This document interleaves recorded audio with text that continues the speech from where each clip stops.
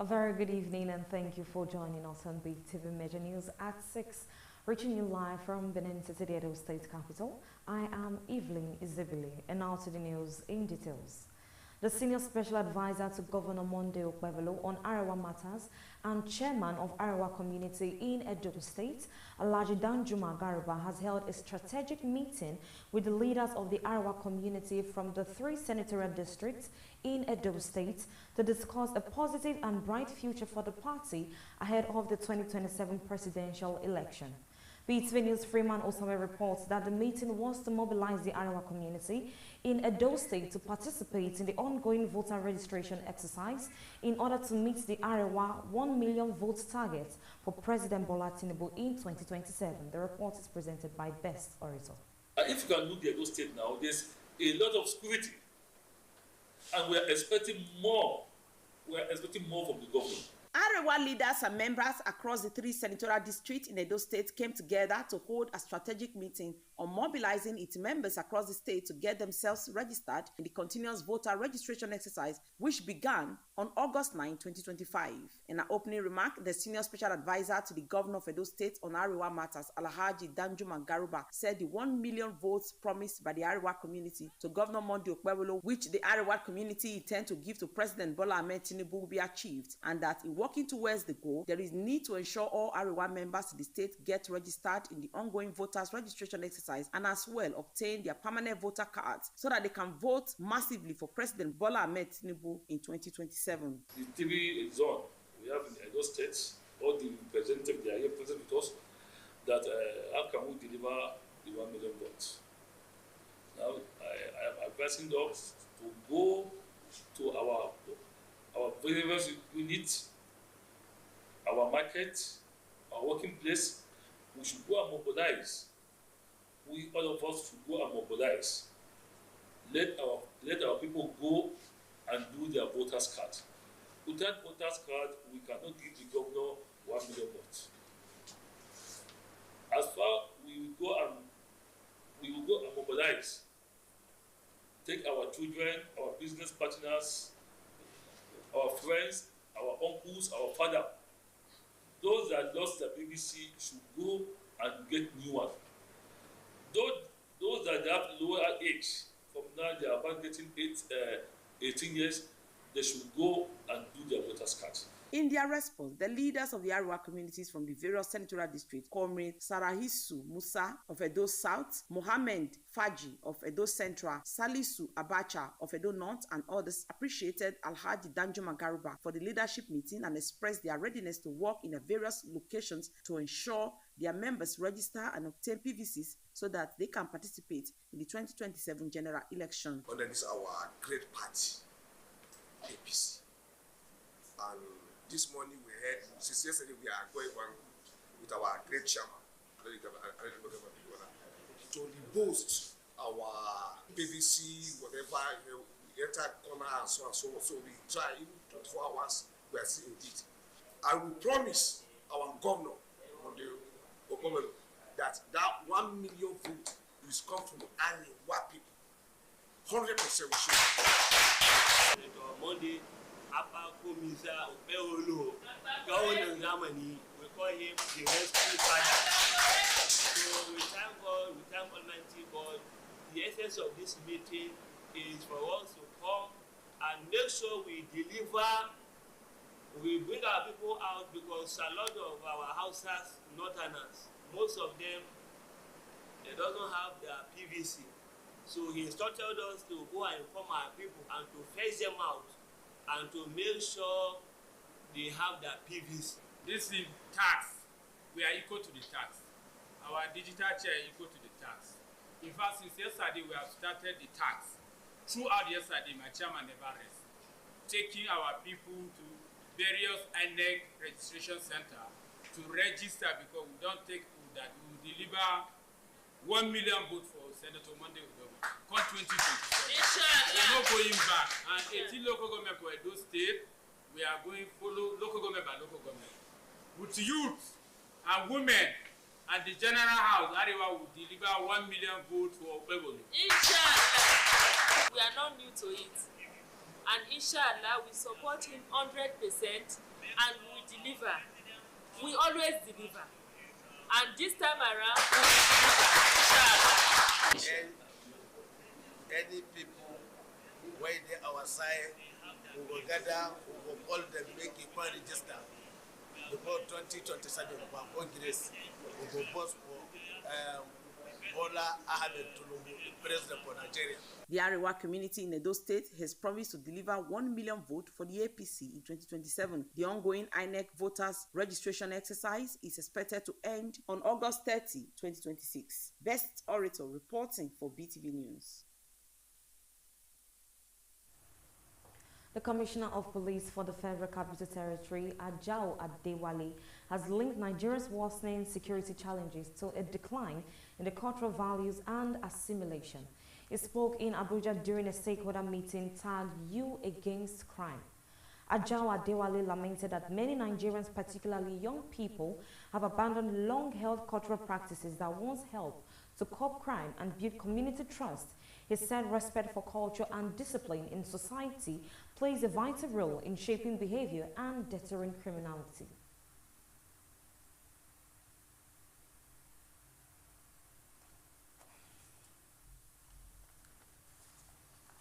Residents in Benin City have applauded the Edo State government for the recent efforts in reducing the number of incidents of human trafficking.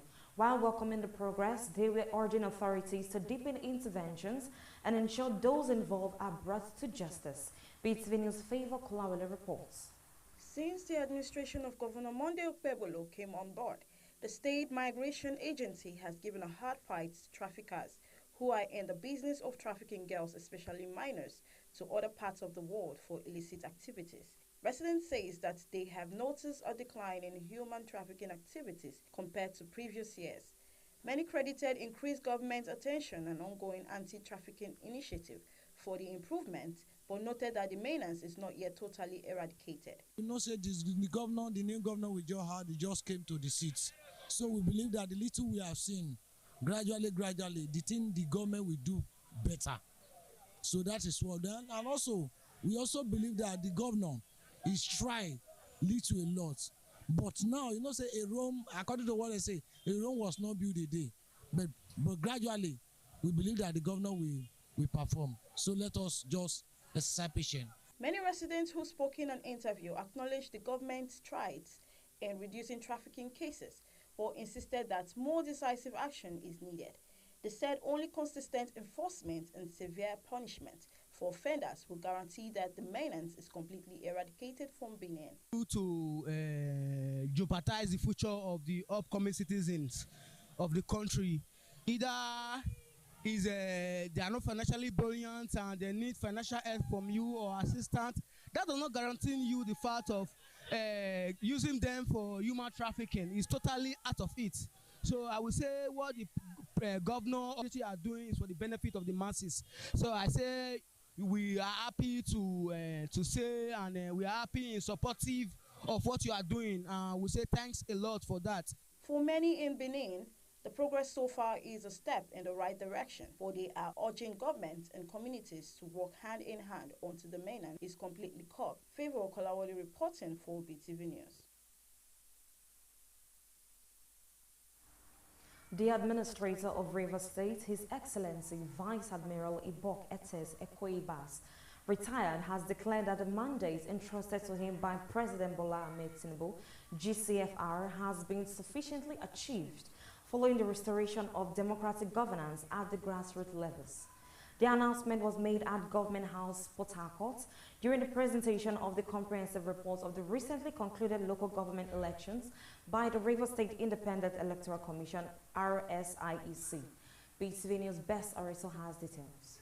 In his address, Vice Admiral Ibas retired emphasized that the peaceful conduct of the polls in Rivers State and the swearing in of democratically elected chairmen and councillors across all 23 local government areas marked the direct fulfillment of the presidential directive received on March 18, 2025. He said the president's mandate to him was clear: to stabilize the state, create an enabling environment for the re-establishment of its institutions, and return Rivers State back to full democratic governance. He added that with successful conduct and and swearing in of local government chairmen and their councillors, he believed that they have decisively achieved the mandate. He praised the Rivers State Independent Electoral Commission for organizing what he described as a fair, credible, and transparent electoral process widely commended within and outside the state. Again, my pleasure to welcome you here in the Government House on this occasion of a presentation of the report of the recently conducted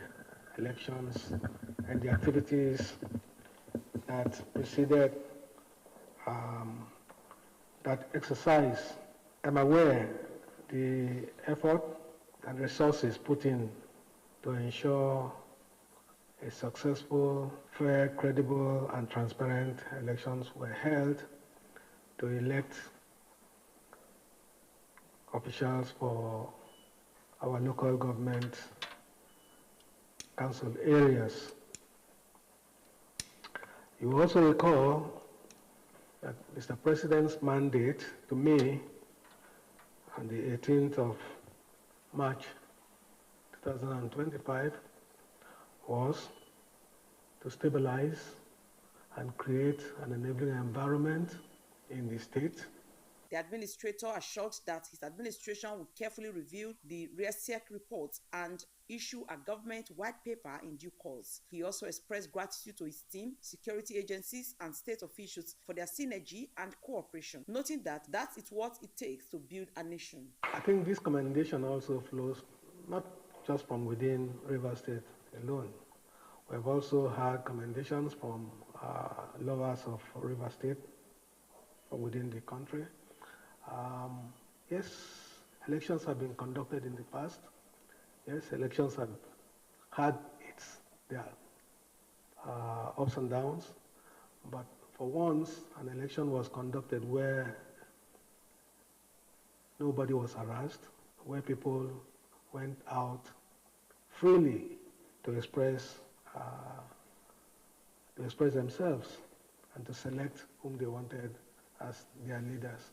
I want to assure you that the people of Rivers State are appreciative of what you have done for them. Presenting the report earlier, the chairman, Rivers State Resident Electoral Commission, Dr. Mike Ode, described the election as a historic achievement for Rivers State and the nation. He explained that the report provides a comprehensive account of the entire process, ranging from the initial notice of election to stakeholders' engagement, polling, collation of results, and the final declaration of winners. He stressed that the commission operated strictly in accordance with the Rivers State Independent Electoral Commission Law of 2018 as amended, crediting the success to robust collaboration within political parties, civil society organizations, and security agencies. Dr. Ode also acknowledged the administrator's support, particularly in providing adequate and sufficient funding, which enabled the Rivers State Independent Electoral Commission to deliver an unprecedented feat in an electoral management.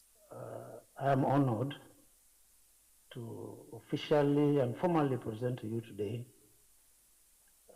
a comprehensive report on the just concluded local government elections in Rivers State.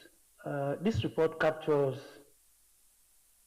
all the electoral processes and procedures, including the timelines, as encapsulated in the electoral calendar, electoral timetable, if you will. Beginning from the announcement of the notice of election, to engagement with stakeholders, to polling itself, the collation of results, and the announcement, declaration of winners of that election.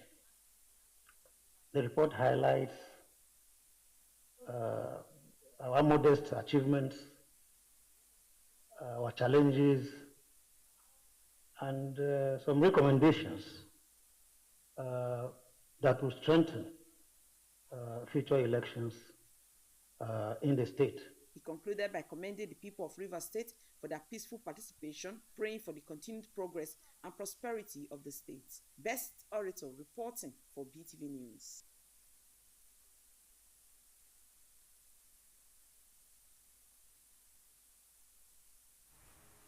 Following the conclusion of the party primaries of the political parties, the Edo State Independent Electoral Commission has announced that only one political party submitted its candidate nomination forms for the local government council councillorship by-elections by meeting the deadline of Tuesday 9, September 2025. This was contained in a statement signed by the chairman of the commission, Honorable Jonathan Ifwo-Bokia, who stated that as provided in section 29.3 of the Electoral Act 2022 and listed as item 3 on the timetable and schedule of activities of the by-election, the Commission has elections and the Edo State Local Government Council Councillorship by-election scheduled to hold on Saturday, 20th September 2025. The state on Saturday, 20th September 2025. The statement noted that in line with the Commission's responsibility to uphold the integrity and credibility of the electoral process and to ensure strict adherence to the electoral timetable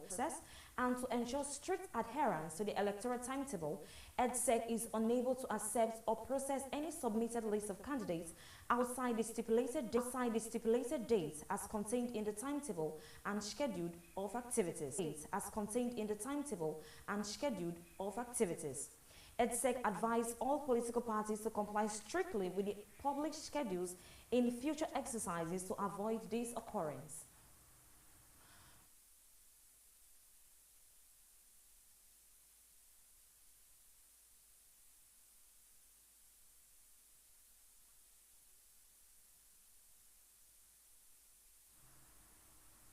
As the festive season draws near, the cost of fabrics continues to rise, leaving both sellers and buyers concerned.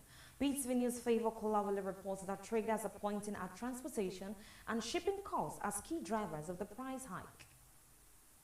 During a market survey, fabric sellers expressed worry that the soaring cost of materials could affect patronage in the coming youth-out. They explained that the unstable economy has worsened the situation, with transportation fares and shipping charges adding more pressure on their business. How we buy, that is how we sell. So, but it's affecting customers because if prices are high, that's all how they get the products. Fabric traders say the steady rise in prices is already discouraging customers, as many are forced to cut down on purchases ahead of the youth-out celebration. They stress that unless government intervenes to tackle high transportation and shipping expenses, the situation may worsen in coming weeks. Very expensive, and the cost of conveying it from, there's no way you will be able to meet that transportation and that of hotel bill and other things. The traders are therefore appealing to the government to provide relief measures, especially in transportation and importation costs, as a way to stabilize fabric prices and ease the burden on buyers during the youth-out. Favor Kolawole reporting for BeeTv News. Police authorities in Zamfara State have announced the arrest of 13 suspected armed bandits and 15 alleged collaborators in a recent crackdown on criminal activities in the region. The operation also led to the rescue of 19 kidnapped victims and the recovery of 4 AK-47 rifles apprehended. The reports. As some of the successes recorded in the month of August by the Zamfara Police Command, addressing officers and tactical commanders at the command headquarters in Gusau, the Zamfara State Commissioner of Police, Ibrahim Mahikaba, says the feat achieved by the command has paved way for relative peace enjoyed in some troubled areas. 13 suspected armed bandits, 15 collaborators, according to the Zamfara State Police, were arrested, while 4 AK-47 rifles and 4 magazines were recovered, and some kidnapped victims were rescued or not. The number of suspected bandits, collaborators that we arrested, with the support of the communities we are protecting, are 13. Number of bandits, and helping in collecting ransom money from the kidnapped victim families. They are linked to several notorious bandit leaders currently at large. The Commissioner of Police, Ibrahim Mahikaba, insists that the successes recorded over the past month have significantly improved the security situation in Zamfara State. We identify areas that are vulnerable to attack by these bandits. We have been making deployments, strategic deployments, And so far, the situation has improved. And most of the farmers have been able to harvest their crops. We have been very, very effective in providing protection to the villages that are hitherto under attack by these bandits. There are areas that are even not passable, that were not passable, but we have opened all these areas in Anchor area. The Zamfara Police Command also presented commendation letters to 7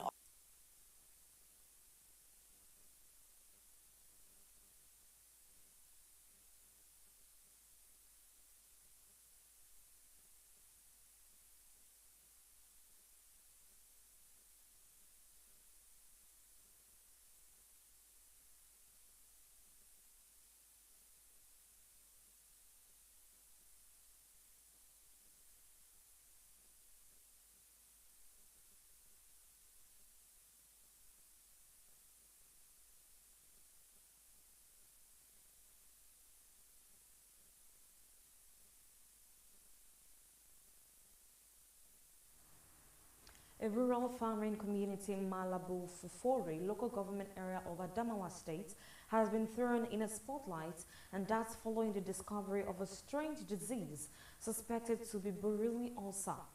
Health authorities say the outbreak has already claimed life with more than 30 persons currently affected. The report.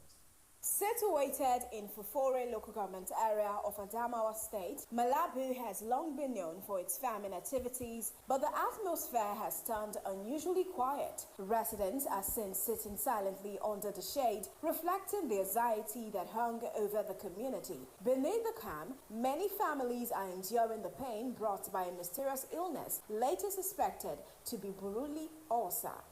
Some affected residents recounted how the symptoms began mildly before quickly worsening. Shi a gonan shinkafa haka sai na taka kaya shi ne sanadi da na zo na cire kayan kuma sai kafan sai ya kumbura da ya kumbura kuma ni ban kawo asibiti sai ina kwanci a gida to amma ina kiran kirtocin da suke zuwa suna dan wani. The leader says it spreads quickly before people first try treating it at home. Authority says more than 30 persons have been affected and some are currently receiving treatment at the Modibo Adama University Teaching Hospital, with casualties already recorded. Some did not come to the facility, but they came very late because they had a wrong assumption. Now, 11 victims, all young adults, were rescued from a residential building in Delta State, where they were allegedly recruited into a criminal syndicate popularly known as Yahoo Yahoo. Investigations revealed that they were lured from Taraba State with promises of vocational training and better opportunities. But on arrival, the reality turned out to be exploitation, abuse, and denial of their rights. Mr. George Daniel, a 25-year father, is one of the victims who shared his experience. They will give you form, you will bring women, you will fall in love with them. After you fall in love with them, they will now collect the form and tell the woman about business, how she will invest her money. That's how it works. If you misbehave, they will beat you badly. Receiving the victims in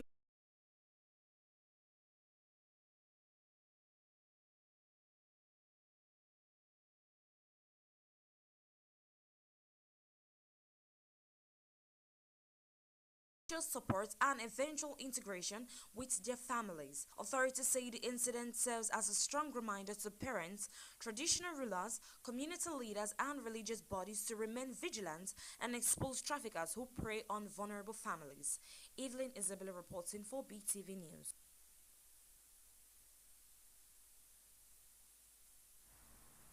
Kaduna State, under the leadership of Governor Uba Sani, has recorded a major international recognition in its journey toward peace and development. The United Kingdom has relaxed its travel restrictions, moving the state from the red zone to amber, a move that now allows British citizens to visit Kaduna freely.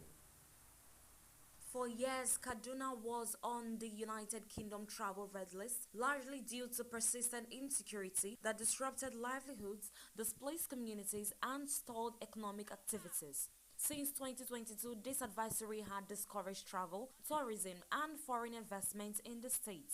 The Development Director of the Foreign Commonwealth and Development Office, Ms. Cynthia Rowe, who had visited Kaduna, has announced that Kaduna has now been upgraded to Amber, citing the state government's consistent peace and security initiatives. Kaduna has weathered a period of heightened security challenges.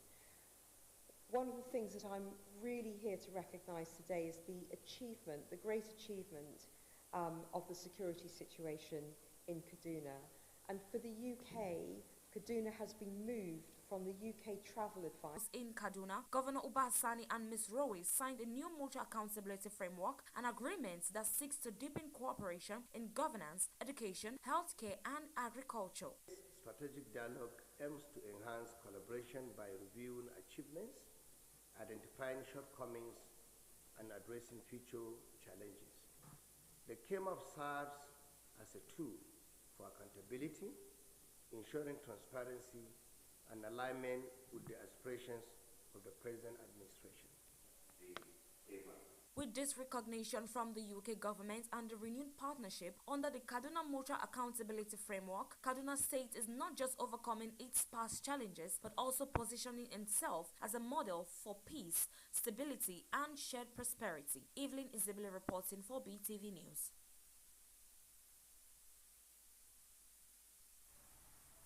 In a demonstration of commitment to transparency and institutional partnership, Honorable Joseph Aigbeni Uwoki, Executive Director for Commercial and Environmental Development at the South-South Development Commission SSDC, accompanied the Commission's Managing Director Ms. Usoro Akpabio on a courtesy visit to the Economic and Financial Crime Commission EFCC headquarters in Abuja.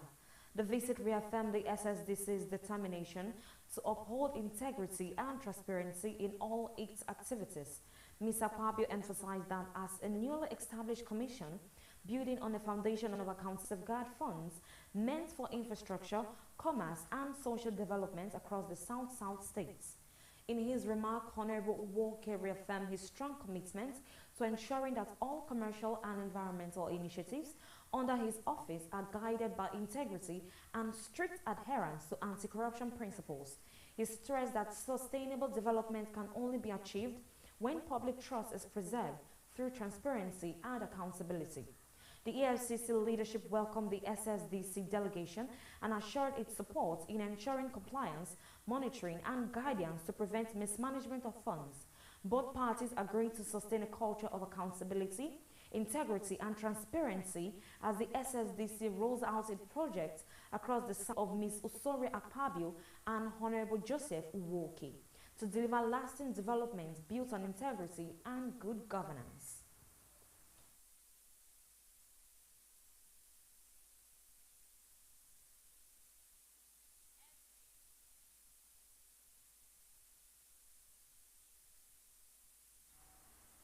In a strategic move to modernize Nigerian livestock sector, the Federal Ministry of Livestock Development has signed a memorandum of understanding with the Rural Electrification Agency.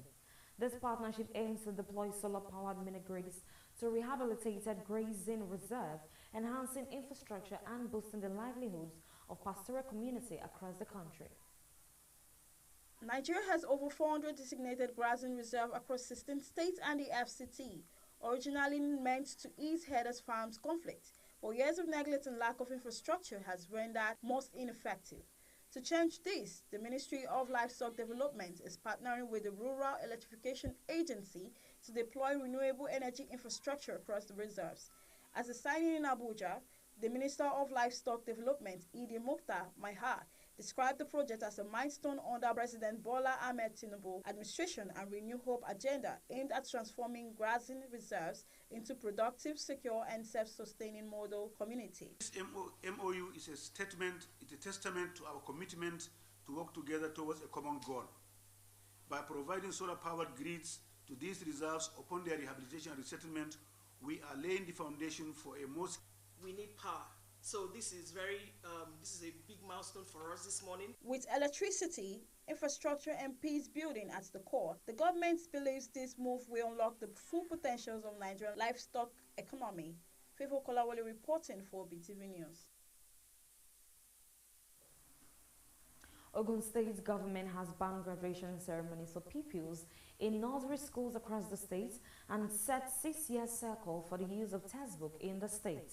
Speaking about the development, the Commissioner for Education in the state, Abayomi Aribabu, explained that the decision was aimed at discouraging the culture of excess often associated with graduation events at other levels, noting that pupils can only graduate after completing primary 6 education, junior secondary and senior secondary school.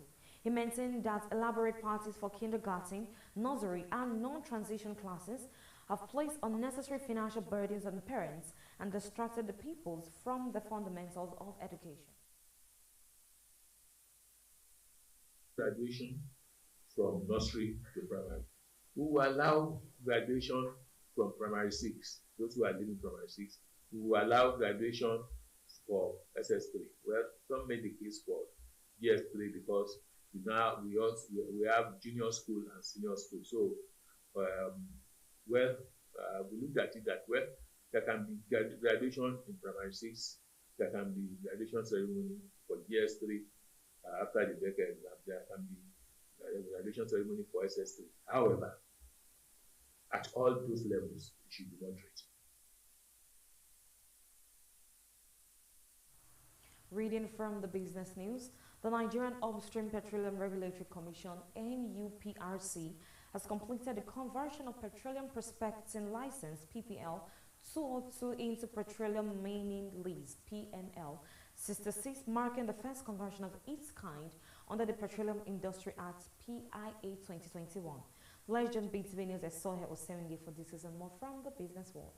The conversion, which followed the 2020 marginal feed bid round, was signed in Abuja by NUPRC Chief Executive Benga Komolafe. The commission said the conversion followed the successful commercial discovery of hydrocarbons and was carried out in line with Section 81, Subsection 1 of the PIA. Injetia Energies, one of the firms involved, announced plans to drill at least 5 wells within the next year, with a projection of producing up. The National Insurance Commission has called on players in Nigeria's insurance industry to adopt digital innovation to enhance efficiency and competitiveness. NICAM recently released.